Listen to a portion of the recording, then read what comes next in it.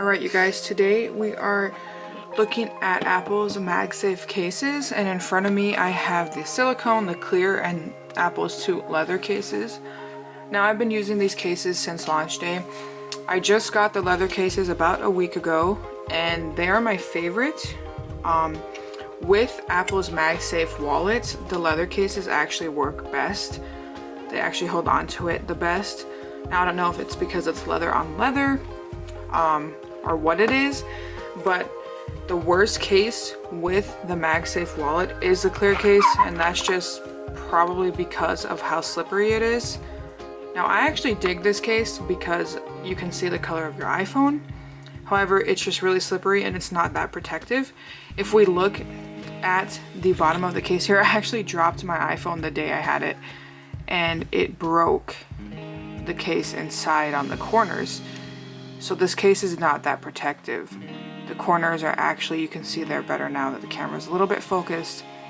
You can see that the corners there are a bit damaged inside. So this case is not protective, and for some reason this is the only case that has an opening at the bottom, whereas all the other cases are closed on the bottom. I don't know why Apple did that, but they did. So starting with the silicone case, now this has increased in price. Apple increased their prices this year probably to compensate for their magnets. This last year retailed at $40 or $39.99. Now it is $49.99. The inside has this microfiber as always, and then now you can see the MagSafe inside, and when you put it on your iPhone it will mimic the screen to the color of the case for a brief second, which would be white. I personally don't like this case like I used to. I prefer the leather now, but it is a solid case. The silicone case has always been a favorite of mine, so that is the silicone one. Like I said with the clear one, it is awesome, but it is not protective. If you want to show off your case, there are better clear ones out there other than Apple. For example, you have Specs clear case, or you have Casemate's clear case. This one's a little bit different with glitter, but they will not be compatible with MagSafe. As you can see how thick this case is, it's not going to be compatible with MagSafe. Going on to the leather cases, my favorite of all. Now, if you can see, there's a slight ring around the Apple sign, and there's already scratches from use. That's actually probably from my nails. I have to cut them. But that's just what happens when you have leather. But with MagSafe, Apple even noted this, that when you use your MagSafe charger, it's going to make an imprint on your leather. So if you don't want that, you are best to use their silicone cases. They straight up say that. So they acknowledge that. But yeah, you can see that right there. So if that's gonna bother you, don't use their leather cases. This is the blue one. I haven't used that much. I actually like the black better, but if we want to see quickly, I'll get my iPhone out.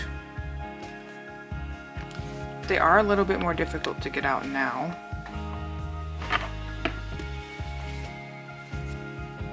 So that is what it'll look like, and then this one is not imprinted yet, but we'll see if it makes an imprint after.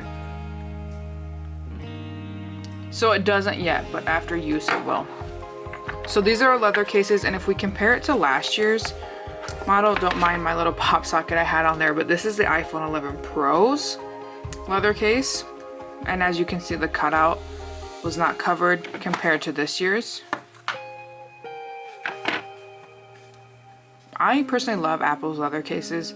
I think they're great.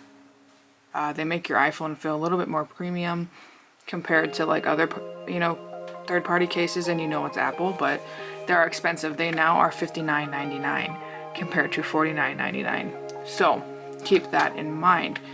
Now when using MagSafe wallets,